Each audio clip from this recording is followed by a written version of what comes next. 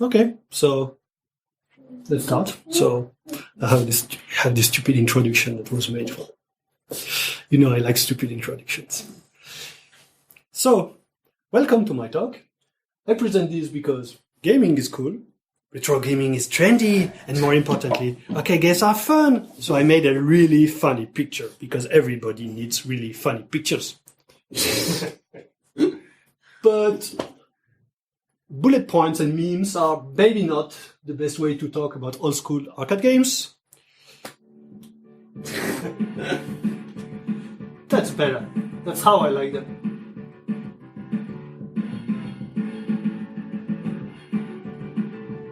Puts us better in the mood. Okay, so you start with hacking hardware, but not everybody knows that. Then you program some emulators. Not everybody knows that, but everybody knows that the result is a good game. And that's a good thing about emulation, is that you start with hacking. Not everybody understands that, can do that, but in the end you get games. So it brings games to everybody. It also re-enables games that were lost. We'll talk about that later. But on the other hand, you have plenty of people who just want to play games for free, who gives a lot of clueless comments. Anyway, that's a bit like jailbreak, basically. It's hacking that is beneficial to anyone, which has its pros and cons. Okay, so today I will talk about arcade games. So those were those games that you had to put money in a bar to play with. And so basically the games had to attract you to put some money in one game and not the other. And also importantly, the money you will put will go in the pocket of the arcade operator, not in the manufacturer. So basically, to be successful, arcade games had to be awesome. And to be awesome, usually, they had to be different, so dedicated. So the person doing the games were usually it was dedicated software, dedicated hardware. Here we even have dedicated cabinets with dedicated controls, 4 directions, no buttons, as opposed as a generic hardware of a console and a controller which has a bit of the controls for all kinds of configuration, different kinds of game and everything. So basically, important word for arcades were dedicated. So if we look at this, we can notice 2 important things. So first, the horse disappears before being hit, but also the ray of light is not regular. There's a kind of bug here. This is because those hardware could not display directly on screen. Instead, all the graphics were cut into tiles, and then you just send to the graphics CPU the number of the index of the tile and the coordinates, and there was a dedicated chip that would render the graphics of any frame. So basically, it makes the frame rendering really reliable and extremely fast. But on the other hand, you cannot draw something new and different on the screen. So you also see that in old school some consoles, but definitely that's not how computers were working. So I know that this cup. She's pregnant.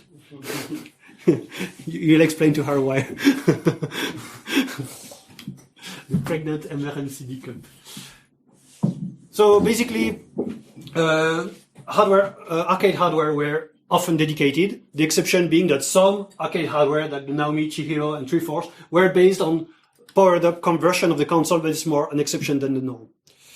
So now, if we look a bit in history, and if we look at this game, Night Driver in '76, one of the first racing game, is actually based on a German game. The first racing game is German, Nürburgring, sorry for the pronunciation, in 1975, and it was actually made of 20 PCBs for the first racing game.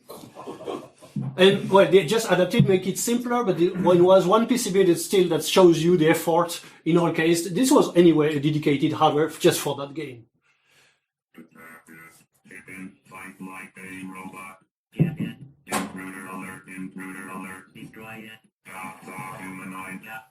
Intruder. Going to detect it. And another example to be different was Berserk, 82, I think, was one of the first game with a speech synthesis. It cost $1,000 per word to be digitized. So just to make something different and new, then a lot of investments. and especially it was important, sound was important in the arcade room, and the coins detected in the pocket is something to be remembered. And they also made this. Cycling,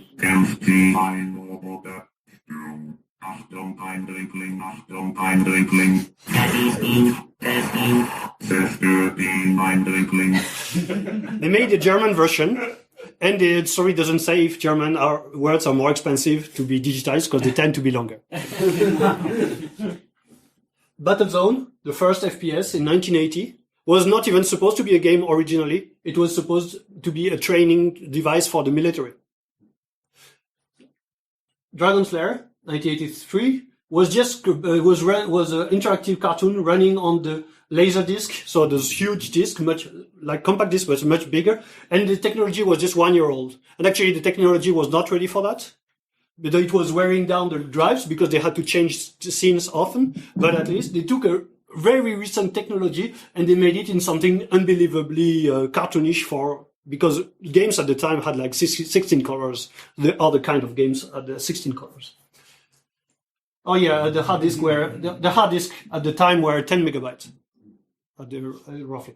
Outrun was awesome. Outrun needs to grow 2 roads at a time, so it was really running on dedicated hardware. And so 2 PCBs, 2 main CPUs, so 2 CPUs each more powerful than the central CPU of an Amiga. And one of the CPUs is dedicated to drawing roads. And for hints, the roads is actually running half slower, so 30 frames per second, while the rest is running 60 frames per second. So even for that, to bring this display, they cheated a bit. They brought out a new CPU. The result was awesome, but the hardware was awesome too. Hard driving. So hard driving, now it's before we had GPUs that were handling everything in the 3D. Hard driving was awesome. The initial hard driving in 89, was already 3 PCBs. The sequel was 4 PCBs. And then last month, this version was emulated. So 3 screens of hard driving with extra PCBs. So we are 6 PCBs, 4 CPUs, 9 DSP for this game in 1981. 1991. This game has an amazing ability that you can add more monitors if you want, up to 25. And one guy has you can plug extra monitors. So the central monitor is medium res and the other monitors are low res, but you can add more monitors as long as they have their own extra video PCB. And you can plug, and this guy created 5 of them, but you could actually put more of them, up to 25. And there's actually non-dumpty and not emulated yet, police trainer, so a real training device for police forces that was based on this hardware, and the official hardware for this had 5 screens. So we are in 1995, multi-display, and this was emulated just last month. I did the recording of that one. It runs on a PC. This one with the 9 DSPs and 4 CPUs, maybe it won't run on a decent PC. I'm not sure, but yeah. It's really impressive what they could bring for games, to make a difference. And sometimes it was not just the electronic, but it was the cabinets. So you had all kinds of sports, so biking, canoeing, and so on. And this is poking. The controller is this hand here with the black finger. This is Korean. Yeah, don't ask me. Yeah, but you see, extreme dedicated controllers. Let's say. Sometimes it's the cabinets. So the famous Sega R360 would rotate the player on all axes, even upside down. So it was mostly for Afterburner and then I think Strike Fighter. Or sometimes it was the screen that was awesome. So here you have extra widescreen, so 2 widescreen next to each other. You can see in the background that's a triple screen, so that gives you an idea of how the view was wide. Or here you have hemispherical. You're really in the game, and you cannot even see the whole game, even if you turn your head. Like there's something happening in every direction. But it makes a decent-looking 3D-wise game feeling really awesome when you're like in the game. It's really so. Once again, making a difference in a way or another. Of course, with those awesome games came an awesome level of piracy, and as long as the games were not completely crazy, electronic-wise or cabinet-wise, then there was piracy. The first bootleg version is Circus from XCT. It's 76 game. So you see the hardware is pretty old, but they're already a bootleg.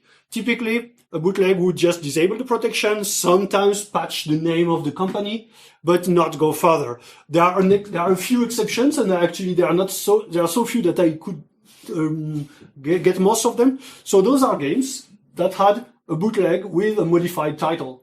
So I like that the Space Invader, which was a text title, has a bootleg as a Darth Vader with a graphical title. Then there are some nice tricks like Metal Slug 3, the bootleg of Metal Slug 3 being Metal Slug 6. That's a nice way to create a new version. Yeah, that's about it. Yeah, the same game, Phoenix, had plenty of of different titles or even typos or Crouching Tiger, Hidden Dragon, Super Plus instead of King of Fighter 2001. That's makes it look pretty awesome, but yeah, it's the same thing.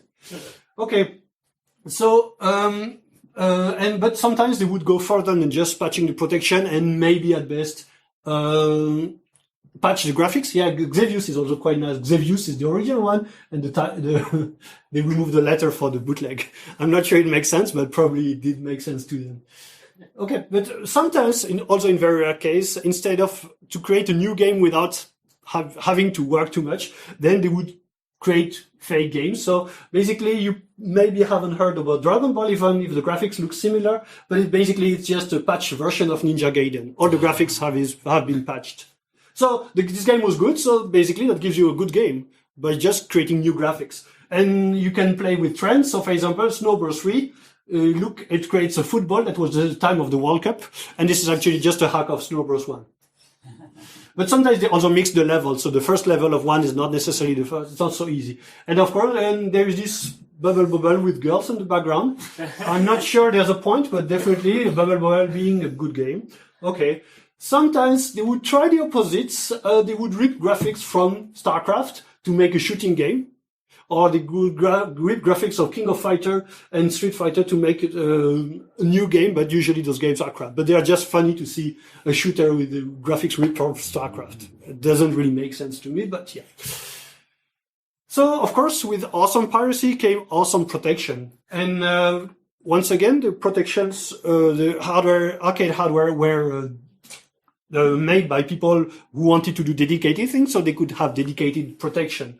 So the famous ones like the Atari Pokey was already used for the sound. So you would lose the protection, part of the, at least maybe the RNG and the protection and the sound, without the chip. So like a part of the game would be missing.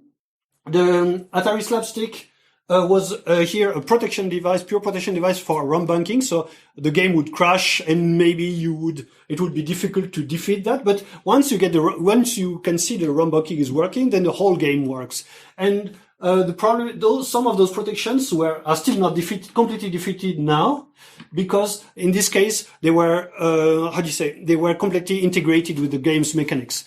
A nice one to mention also is this Alpha 8201. So it's a bit like the NES CIC chip. So it's a 4-bit chip with a polynomial EIP. So it's really an old chip. We are talking about 1982 here. But this CPU was running code to create a virtual CPU. So it was a virtual CPU implemented in hardware in 1982. So when someone say, "Oh, virtual machine," yeah. And those were also dedicated chip sometimes dedicated for one component. Oh yeah, Bubble will come next. Sometimes here it was also used for sound. So as I said, this one is still, so Raiden 2 is using this chip. It was only emulated playable this year, but the next games using this chip more intensively with the more advanced function are still not emulated as of now in 2014. So in this case, tightly integrated with the game mechanics. Here are a few examples. In Dodonpachi, there is an ARM dedicated core for the protection, and if this ARM core is absent, then the game works, but the enemy don't shoot. So you cannot kill, you cannot die. It makes the game a bit boring. And also there's no combo. There's no combo bar. Here you have it, and here it's gone. But the game works. But just the part of the game is gone, and you cannot really, it's not a bit to flip because there's one core missing. Hang on, the second CPU is used for the road, and it's sometimes encrypted. So if the CPU is missing, then the roads are straight, which makes it quite boring. And also, very often with Konami, the collisions are handled by the protection chip. So if it's not correctly emulated, like here it's not working, and here you cannot kill and you cannot be killed. So this makes protection much stronger because you may have an extra functionality at the end of the game. The typical way to emulate those protection was there was no only choice to decap the chip. So here this chip specifically PS4, nice name, for Bubble Bobble in 86, so PS4 in 86. And the only possible way to get them emulated perfectly was to just decap the chip and read all bits manually. There were some nice bootlegs that were done by bootlegging the chip, by blackboxing the chip. But in extreme case, because the protection chip would be used for RNG and secret bonus and this kind of thing, then experienced gamer would see the difference that something is missing or anything. I think I think this chip even could read the joystick position, so maybe the RNG was also depending on that. And of course, by blackboxing, yeah, maybe if you blackbox the chip, you forgot to move the joystick and so on. So basically, this Bubble Bobble was not emulated correctly until like this chip was decapped and read, and it was in 2005 or something. Basically, there were bootlegs, but never perfect ones. So good protection that lasts really long. And then they decided to step one level higher, and they decided to avoid dumping the protection data. Then you put the data on a RAM, and this RAM is battery powered. So this is called suicide batteries because when the battery runs out, the memory is cleared and the protection is gone. Very nice. In the first chip that was using the suicide battery, you don't even have a way to open it. So you don't even have a way to replace the battery inside. But even in the CPS2, like a broad one, they don't even tell you in the operator manual that there is a suicide battery inside. And they don't even let you open the hardware yourself without voiding the guarantee. So on CPS2, you have stickers on some security stickers that you cannot peel off without leaving a mark. And you also have a security nail, so it's just a small nail, but it's one of the piece to remove is, the head is really brittle. So it's really difficult to remove it without showing that you removed it on purpose. So, and of course security screws, but basically you're not supposed to open it, without voiding the guarantee, and it's gonna die anyway. Very nice. Also the little wire here, that if you open it the wrong way, gone. And sometimes it's actually get even more crazy. So protections with the data saved on the battery powered RAM, but also this one will actually kill itself on purpose if you do something like the voltage goes low or something. That's the Capcom Tornado for the CPS3. CPS3 was fragile, probably because of that. It would kill itself on purpose. I mean, other chips do that, but this one was known to be really nasty. I mean, paranoid. And it already had used a custom SH2 for the CPU. So I have encrypted all code, but I also have a suicide battery and I kill myself on purpose when the hardware was known to be fragile. So yeah, maybe that's a consequence. But yeah, that's really how these protections, the level of paranoia of these protections, and some of them were really difficult to defeat.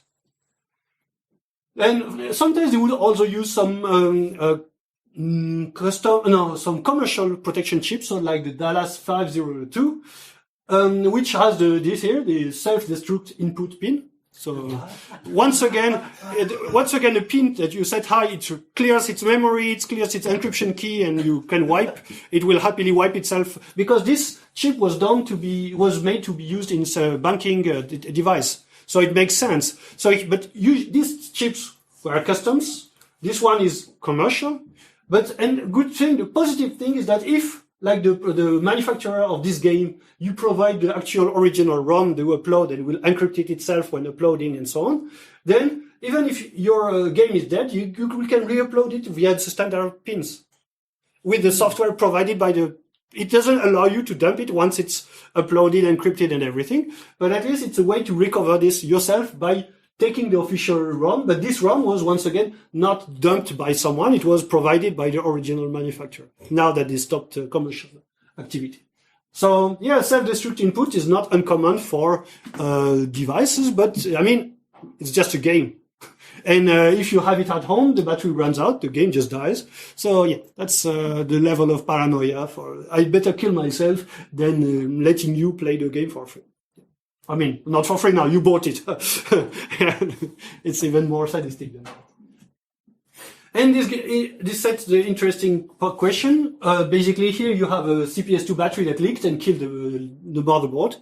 These games will die. These games are, some of them are paranoid, but you have the game, and at some point the manufacturer will stop supporting them. So you're not supposed to open them, security, voiding guarantee, but after, these games are just lost for everybody because the last of this game in a working state will stop working, the battery will run out, and this game will be lost, just not for the manufacturer for commercial opportunities, but also for everybody, for the history of video games, I would say. So basically, hacking is the only way to preserve those games, because even the manufacturer were not able to hack they didn't want to create a non-protected version of the game. So basically, these games would be lost if no one hacks them.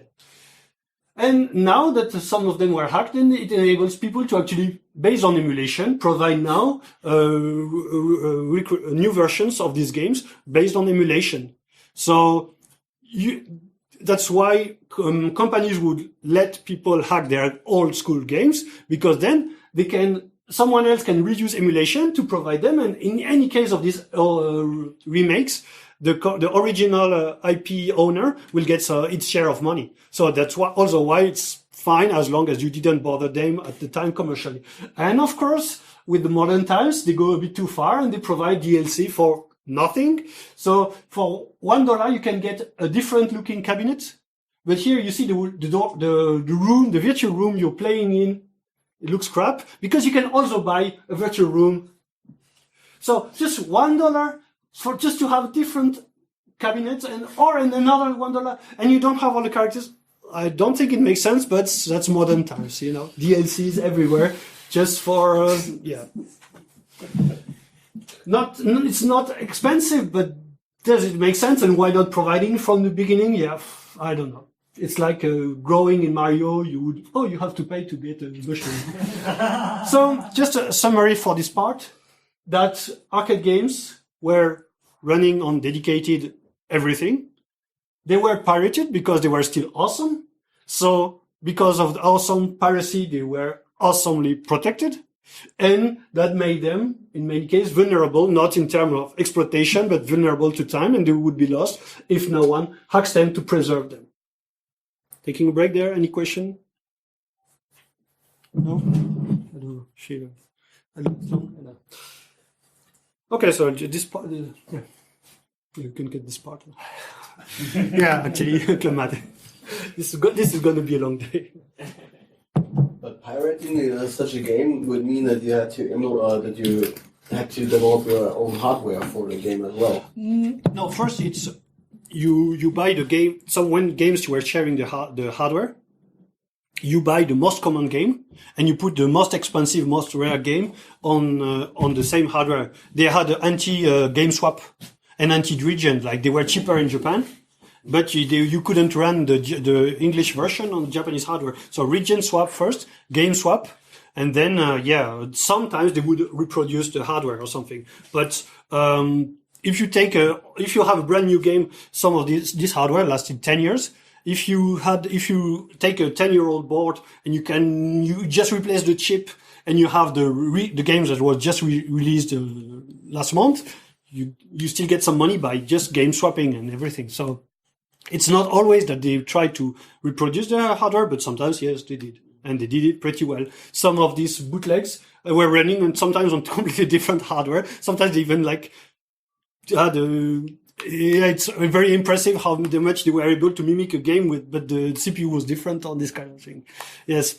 Some of the bootlegs are admirable. Yeah, of course, many of them are just the same thing. So let's look at one of the hardware, the Capcom Play system, which is known usually as the CPS-1. You probably know this game for this. Street Fighter II in 1991. So, the original Street Fighter 2, the Champion Edition, the Turbo Hyper Turbo, some shooters, 1941. This one is good because the times you're a Japanese mercenary and the boss is a B2. In the sequel, B2s are not the bosses anymore, and now it's a tank with 3 legs. Not sure how that works physically. CPS1 was awesome. You can walk in pants in the forest. You can jump on walls. Punch T-Rex and kick pterodactyls. Fight with laying dragons. Standing dragons. And flying dragons. Or flying big objects. Kingpin. Conquer Russia. This is supposed to be the Duma. Conquer China. Or some more peaceful games. So CPS1 was really good. Plenty of great games. This one is worth mentioning. Kensei Mogura. Probably never heard about it. It was emulated 6 months ago. And there's a reason for that. I mean, it really looks like Street Fighter 2 with a twist. Well, at least it's Street Fighter 2. Now it's Kensei Mogura because it's a mole-hitting game in the Street Fighter 2 environment. So it's just the mole-hitting game with CPS1 for the graphics. So you just hit moles and so on. But the heads have the heads of bison. And it's extremely rare. And it was restored and emulated 6 months ago. So yeah, at least probably one of the most rare CPS1. I mean, I'm not sure it qualifies as a CPS1, but it's using the genuine CPS1 hardware and a small motherboard for the moles handling. Emulated just 6 months ago. So CPS1 was protected, but it was hacked, and it was completely hacked, like those Street Fighter 2 hacks where you switch characters and have extra abilities and everything. For Final Fight in 89, that's an original game with 3 characters. And that's the bootleg, where you can even control some of the bosses. So very advanced bootlegs that try to bring really new stuff. And this is the original CPS1 with 1, 2, and a little 1 motherboards, PCBs. It's not really a motherboard, this one, but anyway. And this is a bootleg where the hardware is completely different. So even this is actually a Street Fighter 2 bootleg. So like not only the game was pirated, but the hardware is completely redone, and the manufacturer would not get any money. So basically, Capcom tried to follow the rules, the usual rules of the time, and this is the latest version of. This is used in the latest version of the CPS1, the CPS1, and this is a custom chip with encryption. This is a Z80 with a custom encryption and a suicide battery. So following the custom encryption, custom chip, suicide battery. The encryption was weak. They could do plain text attack on the data because code and data were encrypted together, and basically the protection was completely broken. And even the CPS1 dash games had their bootlegs with that's probably Punisher in Chinese. So CPS1 was great. It was protected, increasingly protected, but it was completely hacked, not protected enough, even if at the end it had suicide battery, custom chip, and everything. So the answer for that was the CPS2. Put mine here. This is actually a photo of mine. And the CPS2 was roughly the same thing as the CPS1 hardware-wise. So CPS2 started in 1983 with Street Fighter 2, Super Street Fighter 2, just exactly like... and so from Super Street Fighter 2 in 93 until Hyper Street Fighter 2 in 2003. Original. So, the Super Street Fighter 2, the really good Turbo Edition, the first really good games, Hyper Street Fighter 2. So you could just have different variation of the same character. So like here you have 2 different versions of Chun-Li. And also the Alpha series. 1, 2. Alpha series had these 2 versus 1 mode, which was really awesome. Very, very, very fun. Also, the parody, which I really like. Pocket Fighter, with plenty of jokes, weirdness, and everything.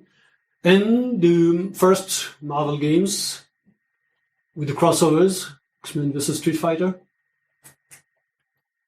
Marvel superheroes. This one, Marvel vs. Street Fighter. This is a secret character based on a Japanese comedian. And a very good Marvel vs. Capcom. Really, really good games. Also the very good Darkstalker series. 1, 2, 3. And some also great action games. Forward Guild, Armored Warrior. The very good Alien vs. Predator. Dungeons and Dragons. And some shooters. 1986. 1944. Dimaho. I like it. It's not so well known, but I like it. What was the name? This one? Yeah. Dimaho. Oh. It's a made-up name because it's definitely a Japanese name. The Japanese title is completely different. Giga Wing. And Mass Matrix. In Pro Gear. And this is the boss of stage 2. This is a cave game. Yeah, Cave is known for that. And I played without cheating. So you just have a tiny pixel here making the head of the pilot making you vulnerable. Just in case you want to play. This is the first round. If you play the second round, it's harder. They have new patterns. And also some peaceful games compared to the other. Mighty Pang. There's a loop. And Puzzle Fighter. CPS2 was awesome. Really, really good games. And yeah, so it was really the successful successor of the CPS1. CPS1 here, CPS2 is here. CPS3 was a failure, fragile, too difficult to program. CPS3 didn't have any third-party developers, while CPS1 had, and CPS2 also. So CPS2 was the last successful hardware from Capcom. CPS2 was really great. And CPS2 was absolutely unscathed. That's the list of bootlegs, hacks, and region swap and everything bypass that you had for CPS2. CPS2 was absolutely unscathed. They were so desperate that they couldn't hack CPS2 that because they were not able to make an arcade hack of this game, then they took the Mega Drive version. They took a Mega Drive version and they make an arcade version out of it. So they patched the title to say insert coin, but they made a typo. Yeah. Instant coin. Yeah. So they couldn't hack the original CPS2, so they just say, "Oh, let's hack the console game into an arcade game, and no one will notice the difference." So CPS2 was unscathed. So let's look at the hardware. I brought one here. So you have a sandwich of 2 PCBs. So basically, one PCB. Yeah. So can I show you to the camera or not really? You're not sure. Should work. So it's made of a sandwich of 2 PCBs. One is specific to the system, so you don't have to buy a new one for other games, and one is specific for the game. And it turns out I brought one of the game that actually use 2 PCBs for the game itself, so that's like 3 PCBs. I show you this in the camera still. It's a good example. That's a game. And this part are the standard chip, like you have the sound chip and whatever, the Q sound. And so that's the system chip, the system PCB. And then you have the game itself, part of the game. So you have, let's look, we'll see that later in the picture. But you have the chip, the ROMs, the suicide battery, and actually the extra PCBs for that game, and not so many games have that. It's just to split one of the ROMs on smaller ROMs.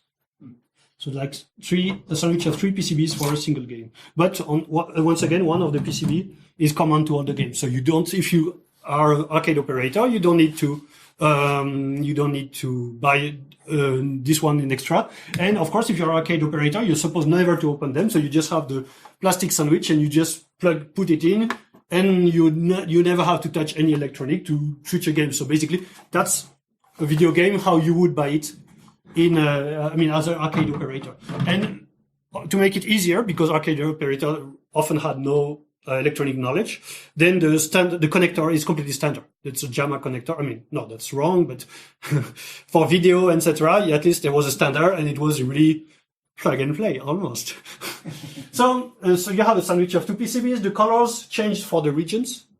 So Japanese and European. So of course you cannot swap. Here you have written USA. On mine it's written Europe. But they have regions. And the latest version of CPS2 was a single black PCB that was all in one. So you don't have a system PCB that's common to the other one. But that's the end of the existence of CPS2. Anyway, hardware was probably cheaper. This hardware lasted 10 years. So basically, this is a close-up of the game ROM, with the game PCB, which contains the game and its protection. So everything that is in green is unencrypted, and everything that is in red is encrypted. So basically, the graphics and sound code and samples, so the sound data is in clear. So basically, it's the same format as CPS1, roughly CPS1 dash. So basically, you could just grab these graphics and create a fake visually, sound-wise, perfect. But in the code, data and code are together, and code is encrypted and data isn't. Code is encrypted with values with the key or something. Encryption data is stored on SRAM, and this SRAM is battery powered.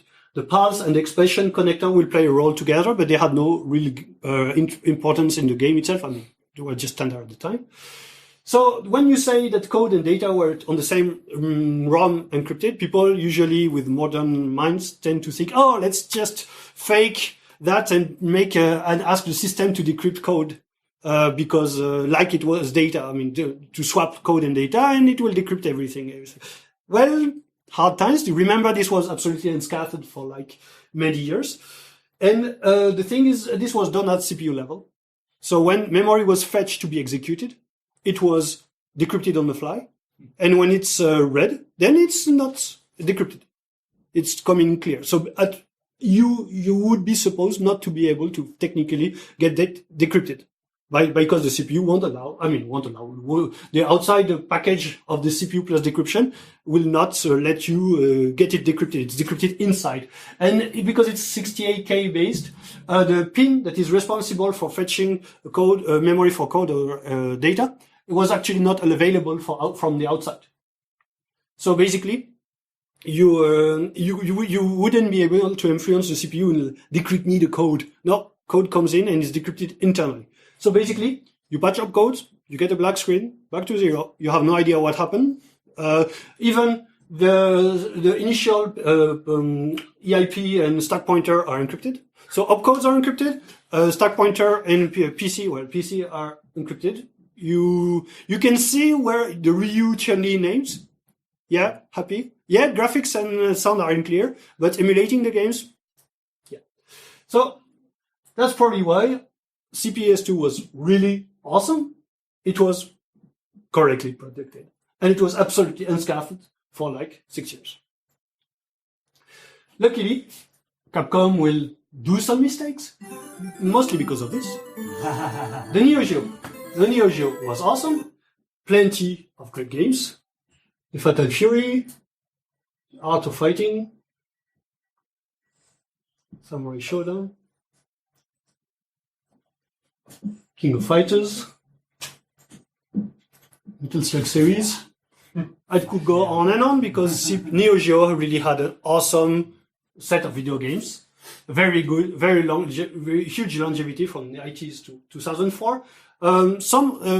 Neo Geo was from the beginning open to third-party development.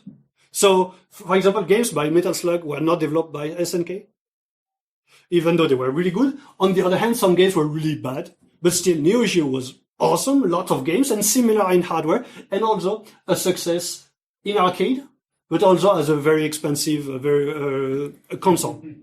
So, knowing that the hardware was similar, that this was success in both cases, well, Capcom tried, and they managed to make something that makes the Neo Geo look small and cheap. The CPS changer was basically older CPS 1 games that were re-released in CPS changer version. So the problem was that this was at the time of CPS 2. And it's really years old games, while Neo Geo would get month old or weeks old games. So basically there was a problem here, especially it was expensive. The only good thing was the joystick was awesome and was reusable on Super Nintendo via adapters for officially. So it was awesome joystick. Probably the best Super Nintendo arcade joystick you could get. But still very expensive, years old games. Neo Geo was still getting really hot in recent games, so CPS Changer was a failure. They tried as a last resort to port that game. So that's the CPS 2 game, encrypted. You see insert coin into the console version. Looks the same, except it's press start now, because it's a console game and not a... So basically it's the same game, except that the sound had to be downgraded to the CPS 1 version. So they took the CPS 2 game and they made a CPS 1 version. Big importance, this game is encrypted. This game wasn't. So you're like, ta-da, thank you. What happened that day? Nothing. We have no idea why, because CPS 2 was still absolutely unscathed, but absolutely nothing happened after that.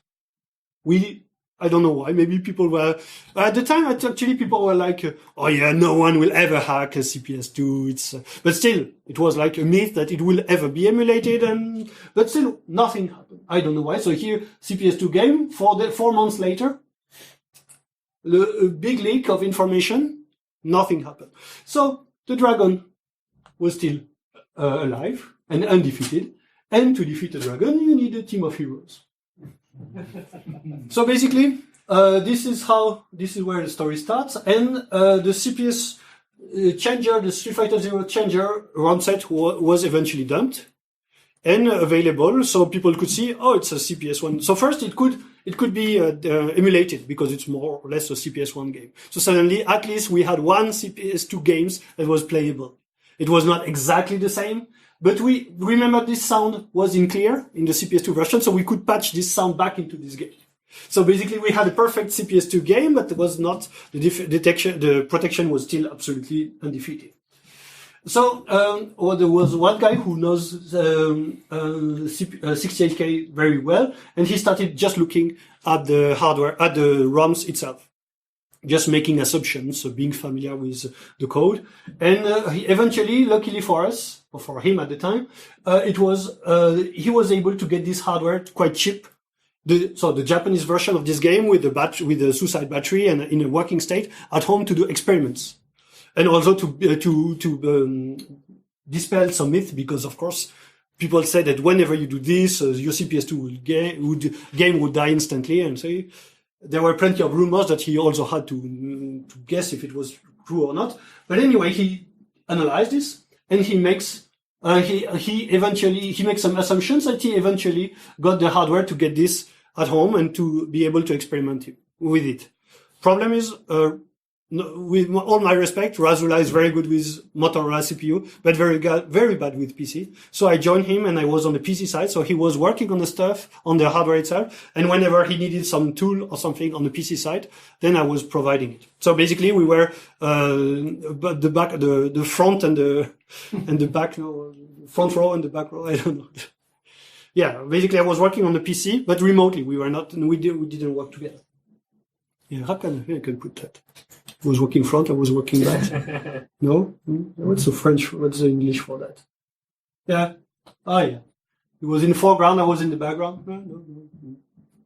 Yeah, well, anyway.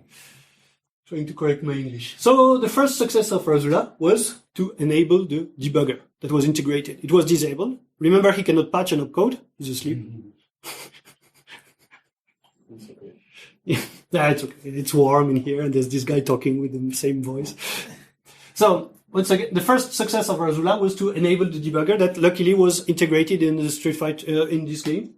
So, by eventually finding out something that he could patch data-wise, then we would have the debugger output, even though we couldn't patch an opcode at the moment. But still, that was a huge progress because suddenly we were not blind anymore. That was the first patch the first patch, useful patch of CPS2, and it was in November 99. Protection is still alive and well, but at least it's a good progress. So then we were not blind anymore, and that was really helpful for the second step. So that's worth a good facepalm for Capcom. And basically once, by putting some data in the palette, Razula noticed that this code was, the data was executed, which is normal, but it was executed and encrypted. So it's worth a good facepalm, because you wonder why they had a perfectly working encryption that for some ranges of memory was disabled. So he found that, luckily, thanks to the debugger output, you could see, hey, if I alter this, hey, wait a minute, this means the register changed, so this means my code was actually executed in plain text. That was really helpful for the next step. So suddenly, we could patch opcodes, and we could have execution on the CPS2. That's February 2000, yeah, if I'm correct. So that's February 2000. So now we had a split second of execution because we didn't have all the execution we wanted on the hardware, but we could execute our own code on the CPS2. So shell code for a split moment of execution on the CPS2 in February 2000. There were other stuff required, and if you remember, we wouldn't be able to decrypt code. But Capcom made a second mistake, and there is one of the addressing mode of motor, the 68K, is relative to the program counter. So basically, you're reading data relative to the EIP. And it's not even clear in the official doc, but basically, at a low level, this means you read data, but you ask it to the bus as if it was code, because it's relative to code, so it's supposed to be nearby. So you read it like code, and suddenly you have a data read that is decrypted. So suddenly, that was July 2000. We could decrypt one word of data of a CPS2 for a split second of execution. But at least with each flip of the interrupter, we had one different double word. So I traveled for the first time and visited Razula. And Razula was on the hardware, flipping the switch, moving to the next value with the joystick. And I was writing down each word in Excel. We were double checking and going to the next value. We thought the algorithm would just die because it was the algorithm of CPS1- was easy. So we thought that's going to be easy, but no, the algorithm didn't. We didn't find anything, and so we felt a bit like lemmings. We didn't know if we were. That's why I put some lemmings. We didn't know if we were digging or building in the right or the wrong direction. But still, there was progress. We had decrypted data of the CPS2 for the first time, but the algorithm was smart enough so that we had no idea what it was. And the method was a bit slow. If you noticed, I flipped the switch, you will read the value and so on. Yeah, we tried a lot of possible things to make that faster, but we'll see about that. Of course, if you notice, that already lasted over more than a year. So to keep the faith, you need to work on side quests, it's like RPGs. And we also did a lot of funny stuff. So to just keep memory fresh. So, for example, that's the 68,000. This is a Japanese computer which had a very good port of one of the CPS2 games. We studied it, hoping that there would be some leak of information. We didn't find anything. This is a CPS1 emulator that I not completely, but I reversed engineered with IDA and tried to inject new functionalities. So here we actually make it play, add new games and add different patches for the game injected in assembly. So a side project just to keep your business fresh. This is also one of the hardware we were using was updates were protected by zip passwords. And at the time it was the old format of zip password. So I wrote a tutorial on zip password cracking in 99. Yeah, it's edited in 2000. So at the time zip password cracking was still new. So yeah, side quests just to keep your memory fresh and keep the faith, I'd say. But it's really important because probably would have given it's not like staring all the day at a Street Fighter Zero game or hearing the music. The music is still in my ear because I heard it for years. So it's haunting me. And you probably need to do just looking at IDA for the software for 6 months is refreshing compared to just hearing the same music all the time.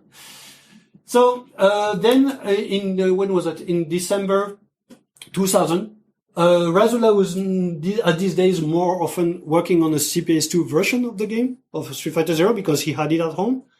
But then once he looked again at the Street Fighter Zero changer, so the console version that was unencrypted, and he found out this weird opcode in the code. I mean, he noticed, but this time he tried a bit further, and this opcode that does nothing meaningful in the game is actually the key that if this opcode is executed, the watchdog for the protection will stay alive, will not be triggered. So basically, decryption will keep on running. So basically, before we had a split second of execution, now we had unlimited execution on the CPS2 hardware. So we had shellcode for split execution. Now we had unlimited execution of foreign code in December 2000. So now we can automate dumping because we could decrypt and we have all the execution we want.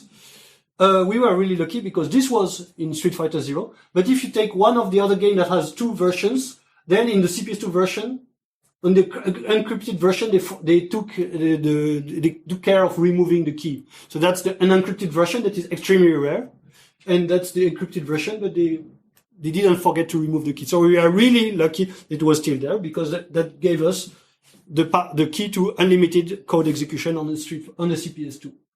So now we could actually dump. And how do you dump a video game? How do you dump a decrypted ROM when you have no knowledge about hardware? Well, it turns out that joysticks and the output, the ports of the CPS2 have the same voltage. So we just put some wires between those ports to the joystick port of the PC. And we started sending data. It didn't work. It wasn't extremely reliable. So we came up with our own protocol of checksum and parity. And because Razula and I were split in two different countries and debugging was not an option. So basically I still have this joystick. I debugged the protocol myself at home, making sure that my version would work. Bit parity, checksum, bit parity, and so on, making sure it worked the right way. And Razula did the same on his side. And so the CPS2 would send the data for 1 byte via its coin out and what's the name of coin out and I forgot the other one to the PC. 3 buttons at a time. I mean, like 3 bits. The PC, my program would read the joystick port, 30 buttons per second, because not too fast, because then the joystick port goes crazy. I mean, it's unreliable. And it receives the data for 1 byte. It checks that the checksum and whatever was correct. Then it updates the file that represents the file for one of the ROM content on the hard disk with increase the counter, which is monitored by the hardware of his EEPROM emulator that we saw here. And so basically the counter in the ROM running on the alive system is increased, and then the next byte is changed. So that's December 2000. We got in 4 hours the first decrypted dump of the CPS2 games. So now CPS2 emulation becomes a reality. Of course, we just get the same fucking old game, just with new sound, but we already patched that. So it was like, this game again. So for me, it was like, cool victory, but not so cool. So then at least that was a breakthrough, and that made the news. And as usual, the news got it wrong. The encryption scheme was not broken or smashed. Nothing was defeated. We just asked the game in a working state to decrypt itself nicely. But at least initially we had this, and suddenly we had this. Okay, great progress. The title color changed. But then very quickly now people start sending their hardware, and we had new games. And for me that was awesome. And this one in particular, Alien vs Predator, was sent by someone in a working state a few months later. And this game, Capcom had lost the IP for that game very quickly. So basically that game was never ported to any console. So that game was just lost. Because either you have a live CPS2 at home, either you cannot play it. No port of this game, CPS2 or nothing. So just getting this game to be decrypted by your joystick port at Razura's place with his program and my program enabled this game to be preserved for good, at least emulation-wise. And that was awesome because it's really a great game. So, was it game over for CPS2? Not exactly, but now emulation became a reality. That was good. Hate came. Like, why don't you release all the new games? Because we are in 2000, and some new games are still released in 2001. Sorry, and some new games are still released on CPS2. But at least emulation was a reality, and there was preservation. But decryption was still undefeated. And if you wanted to dump all the values of all combinations for the decryption for all the addresses, then it would took us, I think, 2,000 years. 200 years, which is a bit too long. People say, why don't you release all the information? They didn't know it takes 4 hours to dump a game, which is reasonable, but still not so good when the actual encrypted pair address range is 8 gigabytes, which was huge at the time. I mean, even now it's still, you have rainbow tables bigger than that, but at the time, 8 gigabytes, it was still CD-ROM time. The years pass, and you also need some side quest to keep the brain fresh and etc. As I mentioned before, the manufacturer of the software for the EEPROM emulator that we were using, it was discontinued, and they were nice enough to give us the software for the driver. So we patched it to turn it into a genuine CPS2 shock dumping device, even though it was still by joystick port. But yeah, I mean, we got some more time. It was a bit faster and easier to use. So basically, I think we went down to 1 hour for dumping a CPS2 game, which is still better than nothing. And also we got some sponsors from Hanaho for the hot rods. They also wanted, I'm not sure, they wanted to have the exclusivity because they were an arcade cabinet manufacturer, and also for PC games. Like this is a PC joystick that we got, and they wanted to have the exclusivity of CPS2 emulation, but we said no, because as soon as you release the emulator, then people will just decrypt the data and make it open for free. We could have said so, but we just refused, and CPS2 emulation was free in main and everything. Similarly, the most recent Neo Geo games had protections, custom encryption and everything. And we just applied the same winning tactics, joystick dumping, with the custom interface done by Razula. And this was decrypted, dumped. We could do a decrypted dump within a few weeks with this technology. And this time the algorithm was weak and it was broken much quicker. Not by us, but still good. It was a good thing, and it was also using the same techniques to decrypt other games. Another thing is that if you had the CPS2 hardware so far, emulation is good, but your hardware will still die, and people still have dying boards at home. The thing is, if you would put, if the original working CPS2 game would have encrypted code and decrypted data, and if you put decrypted code, if you decrypt code and put them together and back on the CPS2 that was dead by battery, the game would not run. The Capcom didn't want his hardware to be reused, which is what happened with CPS1. With CPS1, the Kabuki chip just had a pin that if you cut it, it would turn it into a non-encrypted Z80. So if you just decrypt the protection data, then the game would run. So basically immortal and the same hardware reusable. And Capcom didn't want that to be possible. So just putting that, you still had a game that would not run anymore. And at the time, you had to pay $50 whenever you had a CPS2 game that was dead by battery. You would have to ship it overseas. Sorry, you have to get a CPS2 game restored. You had to ship it overseas at your own cost and pay an extra $50 just to have the battery replaced and the guarantee not voided. Of course, after some point, Capcom stopped supporting CPS2 repairs, so this game would die. And if you have your battery runs out, even though the games were emulated, then the game would die anyway, even if you own it and paid for it. And Razula found out. Razula did some great progress, and here the battery is missing, and yet you see that the game works.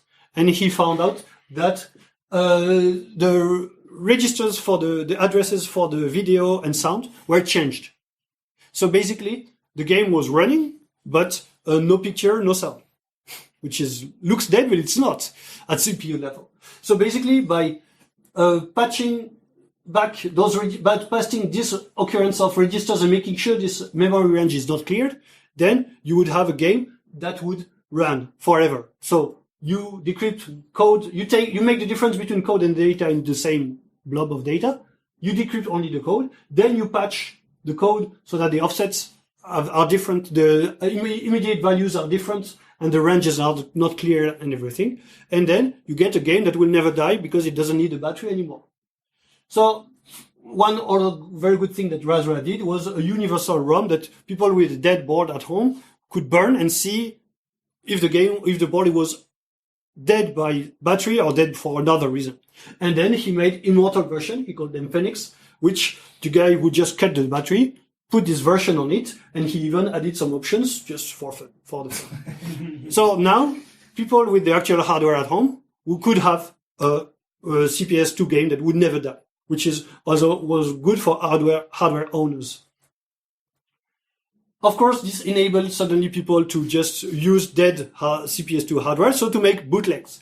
And this was initially Mega Man 2, and the bootleg is not really creative, it's Giga Man 2. So here, the ROMs have been replaced by another component. Okay, so you see suddenly real bootlegs, the battery is gone, and real bootlegs are possible now. And dead hardware is reusable. Some bootlegs were much better, and this one adds an extra PCBs of ROMs and an extra little one to hook the controls, and you have a hardware where that with one hardware you have a special combination and you can switch the game on the fly, which is really cool. Like you need just one CPS2 board and you can play all the games. That's really cool. So a better use of now the bootleg possibilities of CPS2. But also this is Alien versus Predator. I mean, it looks like Aliens, I think. And this is Aliens versus Predator. Two totally different games. But this one was not belonging to Capcom anymore. This one belonged to another IP. And we were sued for that. Because we were enabling this game to be played for free. I mean, we are not sued, but we had a takedown letter and everything. But you remember an IP doesn't apply to a specific game, it applies to a name. And it was definitely a genuine Alien versus Predator game, even though there's an S here. But the lawyers didn't care, and we had a takedown letter because we were making possible to emulate this game. So our host cut the stuff, but we had some support. But that means, lawyers do their job. What do you want? But still, a bit frightening, a bit, reminding of how business works and everything. But still, it was a good memory, maybe now. Not a good memory from the host that cut us instantly, but a good memory from the people who offered new hosting instantly afterward, right after that. You know your friends after this kind of events. So now even the most obscure Japanese games were dumped because eventually someone would even send us the actual working hardware for these games, which you probably never heard of.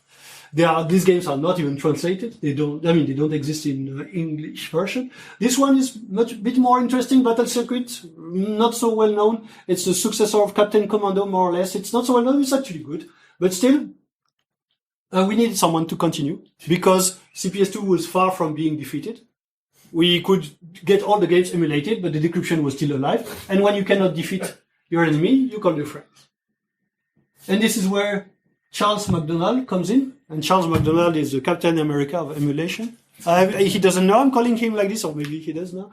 But basically, you give him some hardware, he studies the hardware, he documents it, and he creates his own device to defeat the protection, he dumps decrypted data, and sometimes he even makes the emulator. So, he's awesome. And basically, this is Charles' personal device to black box PAL and extract the internal equations for memory mapping in this case. So basically, you're not able to read the internal configuration, but by black boxing, you just try all the combinations and you extract the inside equations. Yeah. So basically, he was able to take control of the memory mapping of the CPS2. So he already had more power, more control over what happens in the CPS2. And with that more control and his knowledge and experimenting, he came up with his own personal device dedicated for CPS2 dumping. And this time it was dumping from a CPS2 board directly via the expansion port to USB. So that's how he rolls. And this time he could dump 8 gigabytes, the 8 gigabytes of all the equation, of all the combinations of encryption, decryption in 17 hours compared to 2000 years. So he could dump the whole complete data range of the encryption. He did that for 3 games. Cool. You receive 24 gigabytes in a lot of cities via the post because that's how it works at the time. And I stared at them for a long time and I was clueless because even if someone like Charles is awesome for emulation, suddenly it's crypto.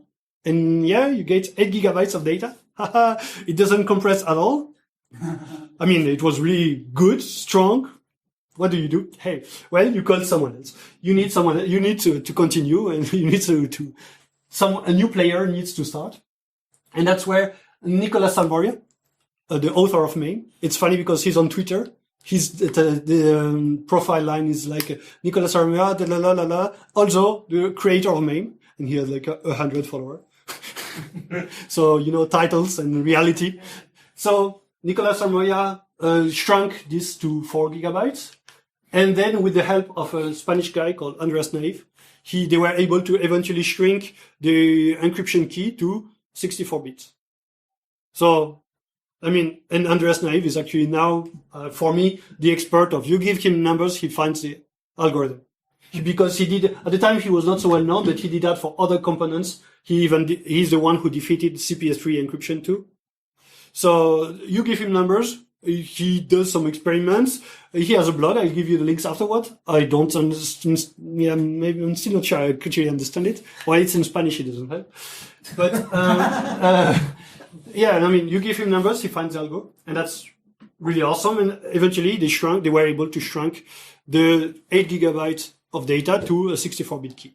And after that, they were able to derive this key from the decrypted dump. So suddenly you have decrypted dump, but suddenly you only get the 64-bit key, and then you don't need the decrypted ROM anymore. You just need to apply the algo on the fly, and which means you can also patch back. So now this was helpful for this game. Ultimate Ecology, that's the Japanese version of Echo Fighter. The Japanese version is extremely rare. And probably, the Japanese collectors are keeping it alive and they would never send it overseas, outside of Japan. But the European version was easy to find. It was already emulated. So basically, you have the European dump. You get the key, and then you can decrypt the Japanese version. And then many collectors in Japan were probably quite unhappy about that. Anyway, but still, it was really good. That also enabled. There was one Japanese hardcore guy. He's patching. So he made a patch to put better controls in that game. So he designed his own PCB encode to upgrade the controls of that game in particular. And I think he did that for the original version, so with the battery alive, because that's hard. That's Japanese hardcore. And this is good because now that the algorithm is known, as the key is known, then you can patch back on a working system.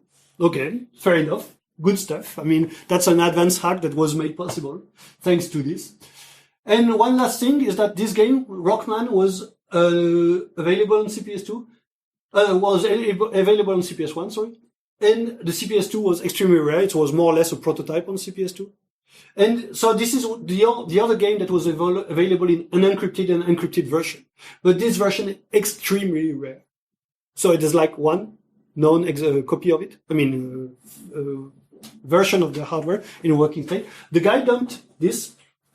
So he just dumped. He would never ship it or give it, of course. But then that was the last attack on CPS1 made by Dave Haywood. Basically, it was a fuzzy plaintext attack on CPS2 encryption. And basically, with just the encrypted dump, he was able to get the key, and then just the decrypted dump of that game gets the key. Just with the encrypted dump of that game, get the key and then decrypt the game. So now CPS2 was, you could emulate the preserve CPS2 just having one encrypted dump, even if the key was never known and the hardware was dead, which is really cool. And that enabled the last CPS2 game to be emulated. That's really cool. So, conclusion? Any questions at this point? He woke up? When was that hardware where the guy dumped it via USB? In which year? 2005. Oh. So, from the moment where CPS2, we got a CPS2 emulated and dumped by joystick in 2001 and 2005, just people send PCBs. People insult us and threaten us because they want the latest game. Same, yeah, jailbreak business. And Charles was busy on other hardware at the time. Also, at the same time, roughly, Bubble was emulated. So, it's not like nothing happened in the emulation. So, yeah, at the moment where we tried some stuff to dump faster, but that would never work anyway. I mean, we're not Charles level. So it was, I'd say, pretty quick when Charles did his part. Oh, well, he got pretty quickly to I dumped the whole 8 gigabytes by USB because he had done that already before with other hardware. That's how he rolled. But still, so that's what explained the delays. It's not like Charles worked on it immediately after. And of course, then the magic of Nicola and Andreas on encryption that I cannot explain, but they are really good at this. So, conclusion. To summarize the weaknesses and the mistakes from Capcom, to have provided an encrypted version of one of the encrypted game. This game still had a debugger inside. So Street Fighter 0 in 95 had a debugger, while the first CPS2 games, Super Street Fighter in 93, didn't have a debugger inside. The whole mistake of the range of memory that's running unencrypted is available on all the CPS2 games. Still not sure why they did that. And the fact that they left decryption work on addressing mode. We will see that later. Sega had a similar hardware with the same protection. They knew about this weakness, and in their hardware, the decryption would return garbage when memory was read via addressing mode. And of course, the key leak via the unencrypted version of Street Fighter 0. So all those mistakes were really hidden for a hardware that was absolutely unscathed for 6 years. And it was only emulated in 2001, so like 9 years of being undefeated and possible to play these games for free for like 9 years. That's good for protection. Overall, we did some really clumsy hacks sometimes. It was a joint effort by people with very different backgrounds. 68K, PC, crypto, hardware. But it was not a team, an official team or anything, but it was a joint effort and a good success. And many other contributions. Of course, that's really important. People sending us ROMs, PCBs, sending us money, giving us support. And the other people hating you and sending bullshit on the forums to make you feel stronger and everything. Sometimes, to be honest, the moment we wanted to give up was after the CPS2 decryption was a reality and we had so much hate and release all the games for free, you'll censor that on the video. But it was the moment we wanted to give up.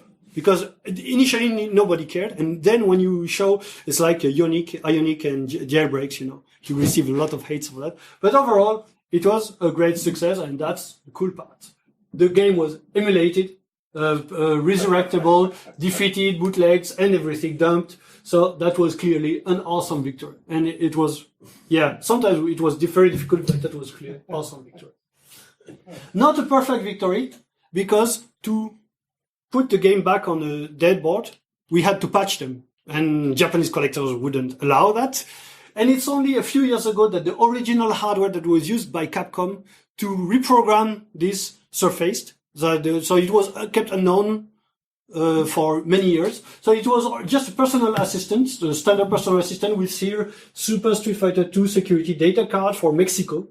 Because Mexico was one of the region. And this only appeared a few years ago, but now neither Razula nor I are working on CPS2, so I guess CPS2 will never be resurrected in original state, but at least it's fully playable and preserved for good.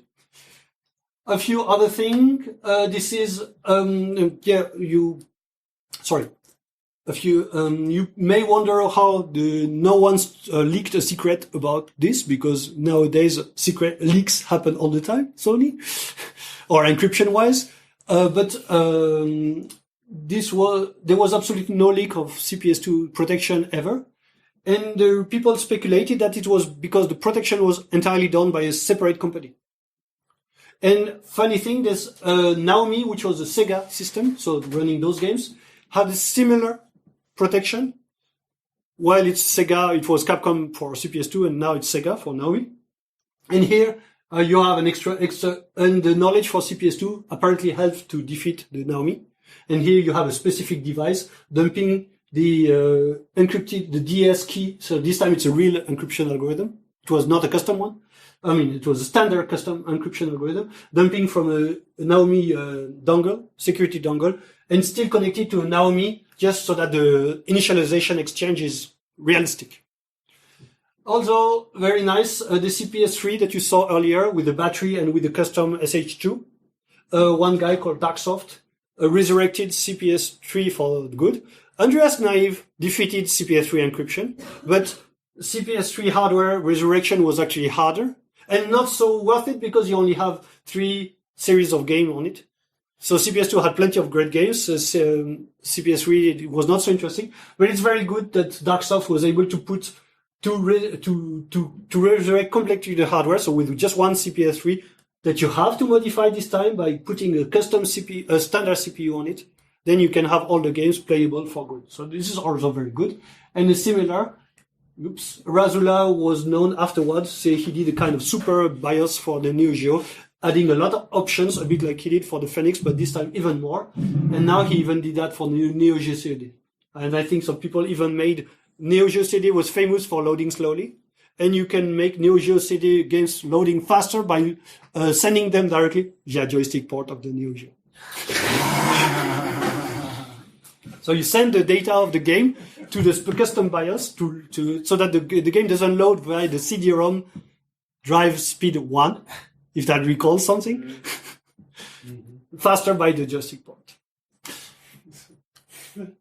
This is not related to any of the stories here, but this hardware is very important. This is a Konami bubble memory. So this is the old hardware for use for the Twin B and Gradius, and this was using a very fragile form of memory. Most of this hardware are dead. Like bubble memory system was really weak, and when you boot the system, it needs to warm up to a certain temperature. This countdown takes 6 minutes in winter, apparently. And for me, this countdown shows this hardware are going to die if we don't do anything to preserve them. And it's only because people send money, donate hardware, donate money that this game can be preserved and dumped in the working state before the bubble memory is, because it was very fragile and gets cleared. And then these games are lost for good. So warming up countdown, but also the countdown to the extinction of all those games if they are not hacked and preserved. And it's only thanks to the effort of hackers, but also to donators. Some links related to CPS2 Shock, which was Razula and I, and Charles Nicolas. The notes, at the time, Andreas was still keeping a blog in Spanish about his how he proceed to decrypt CPS2 eventually, and now the source. Now MAME is on GitHub. And Darksoft now is working on very nice hardware projects, like he resurrecting the CPS3 correctly, and now going further with STV all-in-one, and maybe CPS2 all-in-one, sure, now. Have any questions? You notice it's a CPS2 timeline. The last game and the first one. And this is where the... Oops, can I... Yeah. No, can I? Yeah. This is where my screensaver kicks in. That's why you need 5 gigabytes of screensaver. This is one of the videos of games. In the past, at one point I had played all MAME games, and I made a small video recording of all of them. That gives you a 5 gigabyte. You have the sound. Yeah, it's memories. No.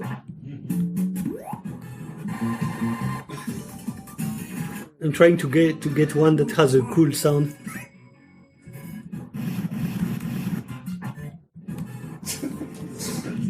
Ah, yeah, I was trying to get one. Oh, yeah, this one. Maybe the Any questions? You have another club mate, please?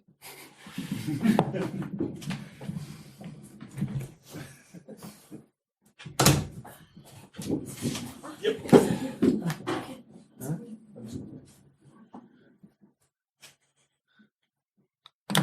But that's the end of my talk. And I hope you liked it.